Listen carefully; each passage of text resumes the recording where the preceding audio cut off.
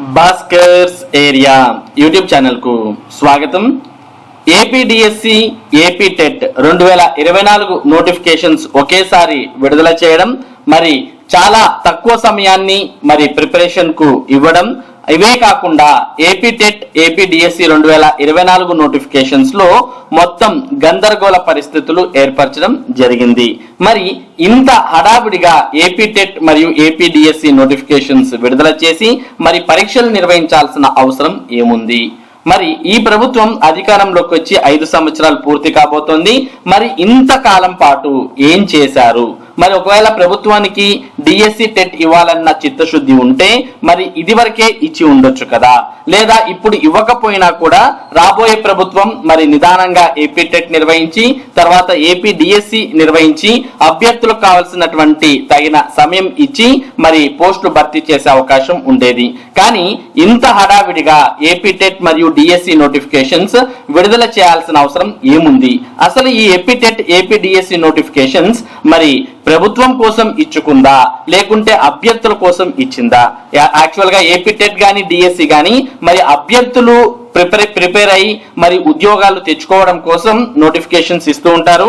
కానీ వెరైటీగా ఇప్పుడు ఇచ్చినటువంటి ఈ ఏపీ టెట్ మరియు ఏపీ డిఎస్సి నోటిఫికేషన్స్ ను మనం గమనిస్తే ఇవి కేవలం ప్రభుత్వం మరి ఎలక్షన్స్ లో లబ్ధి పొందడానికి మేము కూడా టెట్ డిఎస్సి నిర్వహించామని చెప్పుకోవడానికి మాత్రమే ఈ నోటిఫికేషన్స్ ఇచ్చినట్టు మనకు క్లియర్ గా అర్థమవుతోంది.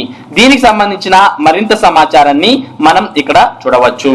4.5 ఏళ్లు నిద్రపోయారా? సన్నద్ధతకు సమయం లేకుండా డిఎస్సి మరియు టెట్ పరీక్షల ప్రభుత్వం మెంటల్ టార్చర్ పెడుతోందంటున్న అభ్యర్థులు.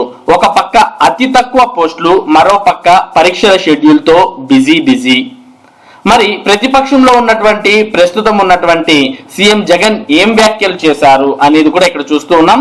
అప్పుడు చిందులు తొక్కారు. రాష్ట్రంలో 23,000 టీచర్ పోస్టులు ఖాళీగా ఉంటే భర్తీ చేయాల్సింది పోయి 4.5 ఏళ్లుగా ఈ పెద్ద మనిషి ఏ గాడిదలు కాస్తున్నాడని మీ అందరి తరపున అడుగుతున్నా అని అప్పటి సీఎం చంద్రబాబుపై జగన్ వ్యాఖ్యలు చేశారు.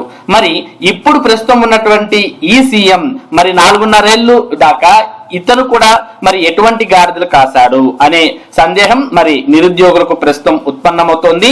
మరి ఈ నోటిఫికేషన్స్ కూడా ఇంత హడావిడిగా ఇప్పుడు ఇవ్వాల్సిన అవసరం ఏముంది అనే ప్రశ్న కూడా తలెత్తుతోంది. మీరేం చేశారు? సీఎం జగన్ భాషలోనే మాట్లాడితే ఈ 4.5 ఏళ్లు ఏమి గాడిదలు కాసినట్లు? ఎన్నికల షెడ్యూల్ కు నెల ముందు డిఎస్సి ప్రకటించి అభ్యర్థులు సిద్ధమయ్యేందుకు సమయం ఇవ్వకుండా ఇబ్బంది పెడుతున్నారు. ఉపాధ్యాయ అర్హత పరీక్షకు 20 రోజులు ఇచ్చి ఆ తర్వాత 10 రోజులకే డిఎస్సి పెట్టారు. ఇంత తక్కువ సమయంలో రెండింటికి అభ్యర్థులు ఎలా సన్నద్ధమవుతారు అని నిరుద్యోగులు ప్రశ్నిస్తున్నారు. ఎవరైనా కానీ మరి ఇటువంటి కాంపిటేటివ్ ఎగ్జామ్స్ రాసి ఉంటే వారికి కూడా ఈ బాధ అర్థమయ్యేది. కానీ రాజకీయ నాయకులు ఎటువంటి పరీక్షలు రాయకుండానే మరి రాజకీయ నాయకులుగా, మంత్రులుగా, సీఎంలుగా అయిపోతున్నారు. వారికి మరి నిరుద్యోగుల కష్టాలు, బాధలు అనేవి ఎలా అర్థమవుతాయి అనేది మనకి ఇక్కడ క్లియర్ గా అర్థమవుతోంది. గత ఎన్నికలకు ముందు ఓట్ల కోసం జగన్ మెగా డిఎస్సి అన్నారు. మళ్ళీ 2024 ఎన్నికలు వచ్చాక ఆయనకు డిఎస్సి గుర్తొచ్చింది. అప్పటి తెదేపా ప్రభుత్వం డిఎస్సి 2018లో 7,729 పోస్టులు ప్రకటిస్తే ఇంతేనా అంటూ విమర్శలు చేశారు. ఇప్పుడు 23,000 ఖాళీలున్నాయని చెప్పి కేవలం 6,100 పోస్టులు ఇచ్చారు. ఎన్నికల డిఎస్సికి కనీసం సన్నద్ధమయ్యేందుకు సమయం ఇవ్వలేదని అభ్యర్థులు ఆవేదన వ్యక్తం చేస్తున్నా ఆయనకు పట్టదు. ఉపాధ్యాయ అర్హత పరీక్ష టెట్ లో వచ్చే మార్కులకు డిఎస్సిలో 20% వెయిటేజీ ఉంటుంది. కాబట్టి గతంలో ఒకసారి టెట్ రాసిన వారు సైతం మార్కులు పెంచుకునేందుకు మళ్ళీ రాస్తారు. గతంలో టెట్ రాయని వారు ఎలాగూ సన్నద్ధం అవ్వాలి. బండెడు టెట్ సిలబస్ ను 20 రోజుల్లో పూర్తి చేయడం సాధ్యమా? ఆ తర్వాత 10 రోజులకే డిఎస్సి పెట్టారు. ఆ షెడ్యూల్ అయినా ఎన్నికల షెడ్యూల్ కంటే ముందు పూర్తవుతుందా అంటే అది లేదు. 4.5 ఏళ్లు నిద్రపోయి ఇప్పుడు సన్నద్ధమయ్యేందుకు సమయం కూడా లేకుండా చేశారని నిరుద్యోగులు మండిపడుతున్నారు. ఎన్నికలకు 6 నెలల ముందు టెంకాయ కొడితే మోసం అని పెద్ద మాటలు మాట్లాడిన సీఎం జగన్ నెల ముందు డిఎస్సి ఇచ్చారని దీన్ని ఏమనాలని ప్రశ్నిస్తున్నారు. ఎంతో కాలంగా డిఎస్సి కోసం ఎదురు చూస్తున్న నిరుద్యోగ అభ్యర్థులు సన్నద్ధమయ్యేందుకు సరైన సమయం ఇవ్వలేదని ఆవేదన వ్యక్తం చేస్తున్నారు.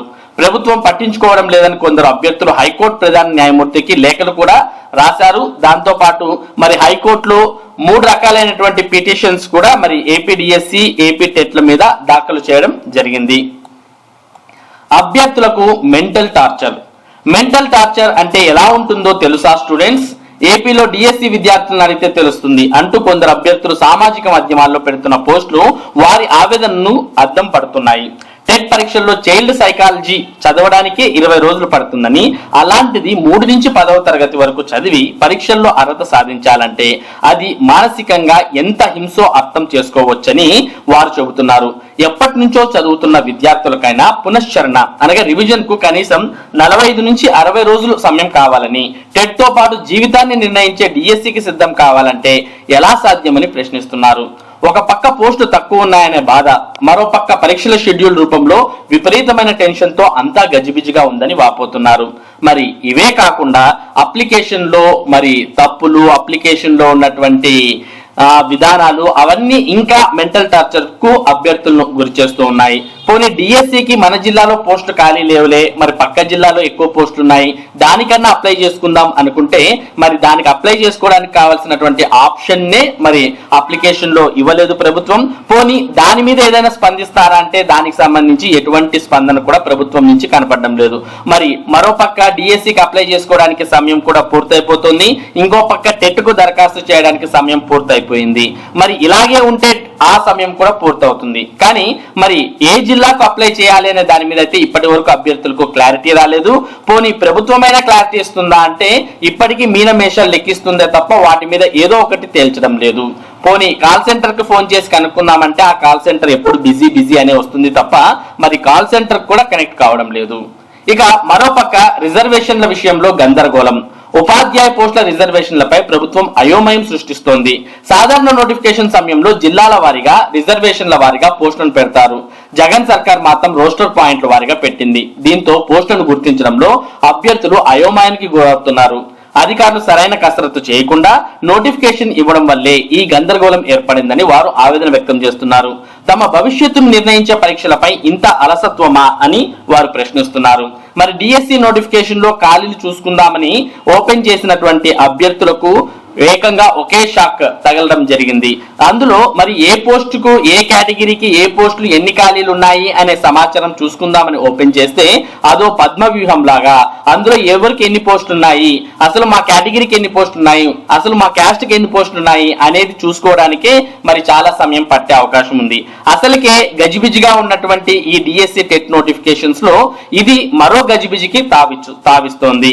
మరి అందులో ఓపెన్ చేసి చూస్తే ఓపెన్ ఏవి, ఓసీకేవి, ఈడబ్ల్యూఎస్కేవి, బీసీకేవి, ఎస్సీకేవి, ఎస్టీకేవి, వారి కేటగిరీకి ఏవి, వారి సబ్జెక్ట్ కి ఏవి అనేవి చూసుకోవడమే చాలా పెద్ద పనిగా మారింది. ఇదంతా ఎందుకు జరుగుతోంది అంటే ప్రభుత్వం మరి ముందుగా ప్రీ ప్లాన్ గా లేకోకుండా హడావిడిగా టెట్ మరియు డిఎస్సి నోటిఫికేషన్స్ ఇవ్వాలని, అందులో కూడా మరి సమాచారాన్ని ఇచ్చేస్తే అభ్యర్థులే చూసుకుంటారులే అనే ఒక అలసత్వం మనకి ఇక్కడ క్లియర్ గా కనిపిస్తోంది. మరో విషయం ఏంటి అంటే మరి అందులో ఉన్నటువంటి ఖాళీల వివరాలు క్లియర్ గా ఇచ్చేస్తే మరి అభ్యర్థులు ఆ ఖాళీలు కూడా చూసుకొని మరి ధర్నాలు, నిరసనలు చేసే అవకాశం ఉంది. మరి వారి చావు వారే చేస్తారు, మరి ఏదో ఒకటి ఆ స్కాన్ చేసిన లిస్టులు పెట్టేస్తే వాళ్ళే చూసుకుంటారు అనే ఉద్దేశంతోనే ప్రభుత్వం అందులో ఇచ్చినట్టు మనకు అర్థమైపోతుంది. మరి ప్రస్తుతం ఉన్నటువంటి ఫ్రెష్ వేకెన్సీసే కాకుండా మరి బ్యాక్లాగ్ వేకెన్సీస్ ను కూడా ఇదే డిఎస్సి లో కలిపి ఇవ్వడాన్ని కూడా మనం గమనించవచ్చు. మొత్తానికి ఇప్పుడున్నటువంటి ప్రభుత్వం 4.5 ఏళ్లు నిద్రపోయి గాడిదలు కాస్తూ మరి ఇప్పుడు ఈ తక్కువ సమయంలో హడావిడిగా డిఎస్సి మరియు టెట్ నోటిఫికేషన్స్ ఇవ్వడం అంతా చూస్తూ ఉంటే ఇదంతా కూడా ఎలక్షన్స్ అంటే తప్ప మరి ప్రభుత్వానికి డిఎస్సి ద్వారా ప్రభుత్వ ఉద్యోగాలు భర్తీ చేసి నిరుద్యోగులకు మేలు చేస్తాం అనే ఉద్దేశం అయితే ఎక్కడ కూడా కనపడడం లేదనేది మనకి క్లియర్ కట్ గా అర్థమైపోతుంది. మరి ఇది ఏపీ డిఎస్సి, ఏపీ టెట్ 2024కు సంబంధించి ఇప్పుడున్నటువంటి ముఖ్యమైన సమాచారం. మరి ఇటువంటి ముఖ్యమైన సమాచారాన్ని భాస్కర్స్ ఏరియా మీకు అందిస్తూ ఉంటుంది. మరి ఈ సమాచారం మీరు మిస్ కాకుండా పొందడానికి మన భాస్కర్స్ ఏరియా యూట్యూబ్ ఛానల్ కు సబ్స్క్రైబ్ అవ్వండి. Thank you for watching this video.